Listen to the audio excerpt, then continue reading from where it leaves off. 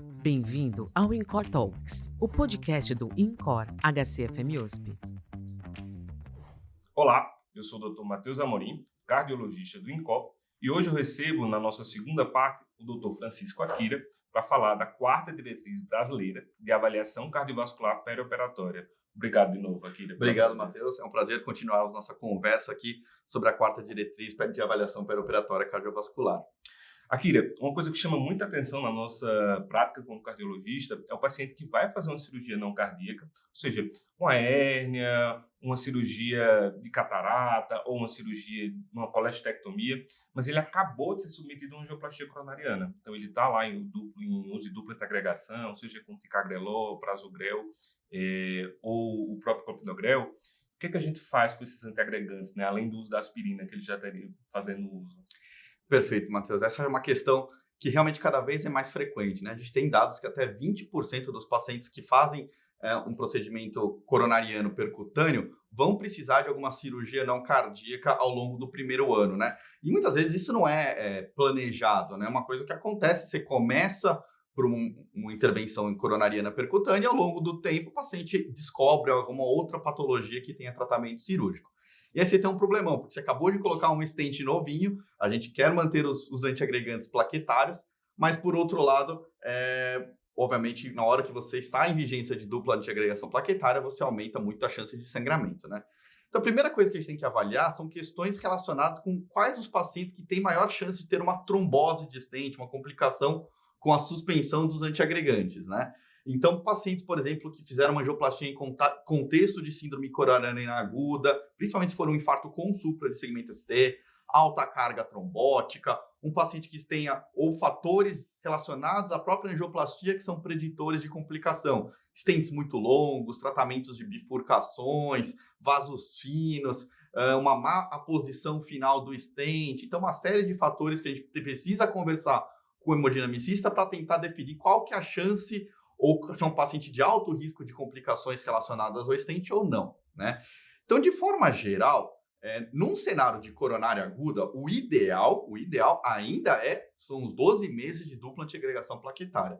Então, idealmente, se a cirurgia puder ser adiada, espera-se 1 ano do evento coronariano agudo, da angioplastia, e após isso, suspende-se o clopidogrel ou P2Y12, né, o segundo antiplaquetário, mantém somente o AS, que vai ser utilizado o tempo todo, exceto se for uma cirurgia que tiver um risco de sangramento muito grande. Por exemplo, neurocirurgias, ressecções de próstata, cirurgias urológicas que às vezes sangram um pouco mais, cirurgias de câmara posterior oftalmológica. Então, exceto nesses cenários, a ideia é manter o AS em prevenção secundária durante todo o período da cirurgia. Se for uma angioplastia num cenário eletivo de uma síndrome coronariana crônica, a gente pode abreviar isso aqui, né? O ideal seriam 6 meses de dupla antiagregação plaquetária, ao contrário de 1 ano. Agora, imagina que, por exemplo, o paciente tem um câncer, não dá para esperar 1 ano para o paciente fazer a cirurgia. A gente já tem dados, principalmente com os stents mais modernos, mais recentes, que a taxa de trombose caiu bastante, né? Então, a gente já tem estudos com até a partir de 30 dias até 3 meses, mostrando uma certa segurança, né? Obviamente, esses estudos não foram focados especificamente no perioperatório, mas já tem dados dos stents mais modernos com abreviação do tempo de antiagregação. O que é classe 3, em qualquer cenário, e ninguém tem coragem ainda de suspender, é antes de 30 dias.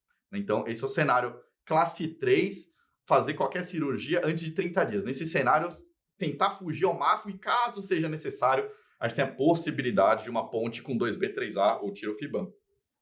Agora, num cenário eletivo, uma coronária que não teve uma carga trombótica tão alta, de repente, aqui de 1 até 3 meses, a gente poderia utilizar como um 2B, lembra que ainda não é uma recomendação forte, e de 3 a 6 meses aí como um 2A, né? Agora, numa coronária aguda, aí não, aí a gente tem de 30 dias até 6 meses um 2B, de 6 meses até 12 meses um 2A, e a partir dos 12 meses, aí classe 1 para você manter de novo e suspender as medicações. Então, muito cuidado na hora de fazer esse manejo perioperatório.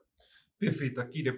E o que a gente faz com os DUACs? Então, o paciente tem fibrilação atrial, faz uso lá da rivaroxabana, da pixabana, enfim. O que a gente faz num cenário que o paciente vai precisar de uma cirurgia não cardíaca, mas ele faz uso crônico porque ele tem essa indicação?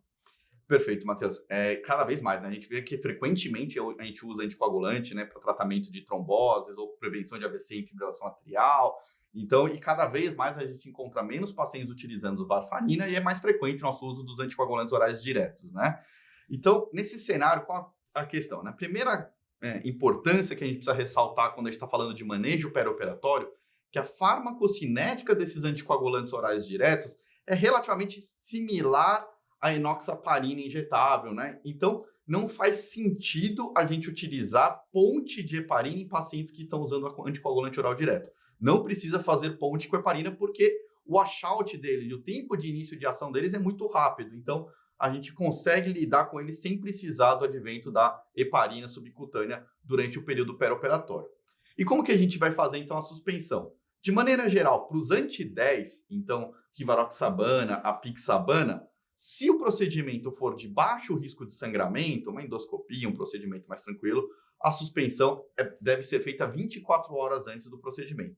Caso seja um procedimento de risco maior, aí a gente estende um pouco mais para 48 horas, caso seja um procedimento que se estima um sangramento um pouco maior. Agora, muito cuidado nos pacientes tomando dabigatana, né, inibidor da trombina, principalmente se o paciente tiver um clearance renal reduzido abaixo de 50, né? Então, a gente tem uma indicação de suspensão nos pacientes que estão usando dabigatana, que vão para uma cirurgia grande e que tem um clearance abaixo de 50, de 96 horas antes, né? Então, tomar cuidado com os antitrombínicos que precisam realmente ser suspensos de 48 a 96 horas, de acordo com o risco de sangramento do paciente. Então, a gente precisa tomar essa precaução e, de novo, sem uso de heparina como estratégia de ponte. Perfeito, Akira. Agora, no episódio anterior, a gente comentou um pouquinho sobre o uso dos biomarcadores. Uma coisa que é muito comum nesses pacientes que estão fazendo uma cirurgia não cardíaca, que a gente vai dosar, ele eleva a troponina, não caracteriza como infarto, não segue os critérios de definição universal do infarto, que nós tivemos recentemente, e a gente costuma chamar de injúria miocárdica. Mas o que é injúria miocárdica de fato? E o que a gente tem que fazer com isso? Manda todo mundo para o cateterismo? Vamos manejar igual infarto, dupla antiagregação? Qual que é a conduta? Perfeito, Matheus. Esse é um tema que gera muita dúvida e realmente muitos pedidos de avaliações cardiológicas no dia a dia, né? Então, a nossa diretriz recomenda você monitorizar ativamente a ocorrência de um evento perioperatório com a dosagem de troponina no primeiro e no segundo pós-operatório. Caso entre essas dosagens do nível basal de troponina, a do primeiro e a do segundo pós-operatório, caso você tenha uma elevação acima de uma vez o valor de referência do kit, ou também o percentil 99 do kit, você já tem uma injúria miocárdica. Então, você tem uma elevação significativa dos níveis de troponina.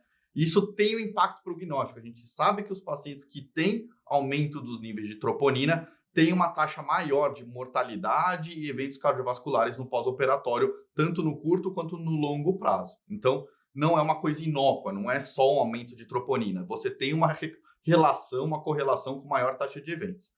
É importante a gente saber, então, esse aumento de troponina, por que ele pode acontecer? Muitas vezes pode sim ser por um infarto, mas tem diversas outras causas que aumentam a troponina. Então, sangramentos, anemia importante aumenta a troponina, disfunção renal, hipoxemia, taquiarritmias, insuficiência cardíaca descompensada, insuficiência renal aguda, sepse. Então, a gente tem uma série de motivos que aumentam a troponina. Então, troponina deixou de ser um exame para diagnosticar ou afastar infarto e é um exame que precisa ter interpretação num contexto clínico.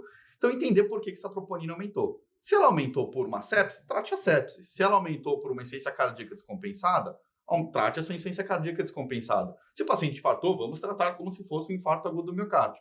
Agora, a gente não pode negligenciar esses pacientes, sabe? É um sinal de alerta, é um red flag importante, então precisa olhar minuciosamente para esse paciente, se debruçar em cima do que está acontecendo, porque a gente sabe que ele tem uma chance grande de evoluir desfavoravelmente no pós-operatório. Naquele paciente que aumentou a troponina, eu não achei nada, que eu não tenho alteração no eco, não mudou meu eletrocardiograma, não teve sangramento, não teve insuficiência renal, eu não sei por que ele aumentou a troponina.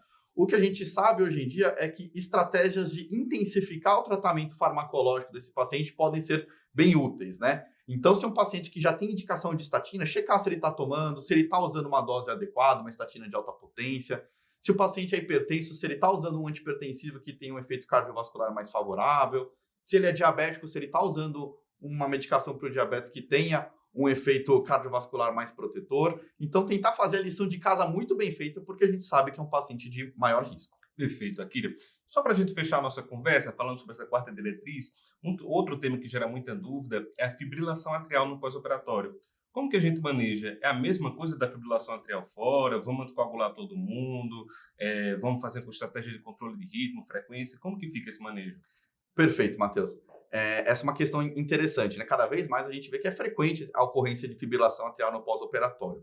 Então, a primeira questão que a gente tem que pensar é a estabilidade clínica do paciente. Se ele estiver instável, obviamente, a gente vai partir para uma cardioversão elétrica sincronizada, uma resolução mais rápida dessa fibrilação atrial. Mas muito cuidado que quando a gente avalia instabilidade no pós-operatório, a gente tem que tomar muito cuidado para ver se a instabilidade vem da fibrilação atrial, da taquiarritmia, ou se a taquiarritmia é só uma consequência. Então, o paciente está com um choque séptico, uma baita de uma CIRS no pós-operatório, sangrou pra caramba, tá com a KB de 4, e aí tá com uma frequência de 120, 130, talvez esse paciente não esteja instável devido a taquiarritmia. Agora, obviamente, um paciente que tá com uma frequência de 190 e afunda a hemodinâmica na sua frente, isso, a taquiarritmia talvez seja a maior culpada e precise de uma resolução, né? Agora, sempre que a gente vai avaliar principalmente a estratégia de anticoagulação, que é a grande dúvida, primeira questão que a gente tem que pensar: será que esse paciente já era um fibrilador de longa data, já tinha um átrio doente, já tinha muita alteração estrutural? E o que eu estou vendo foi só pelo momento da cirurgia, foi só o fósforo no palheiro, que já estava tudo montado? Ou será que não, né? Um paciente que não tinha um átrio doente, ele tinha um coração estruturalmente normal e que agora, nessa tempestade adrenérgica de inflamação, sangramento, distúrbio hidroeletrolítico, ele acabou desenvolvendo ataque à arritmia.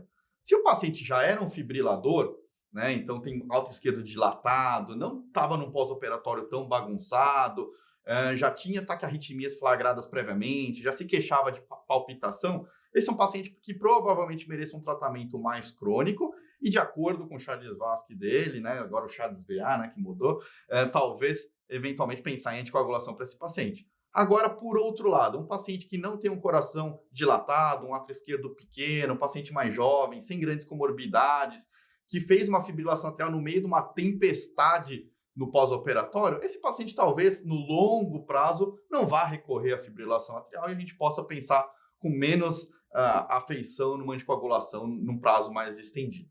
Excelente, obrigado, Akira. E aqui nós finalizamos a nossa discussão, trazendo os principais tópicos dessa nova diretriz, a quarta diretriz de avaliação cardiovascular perioperatória. Muito obrigado. Muito obrigado. Até a próxima. Você ouviu o podcast InCor Talks, o podcast do InCor HCFM USP.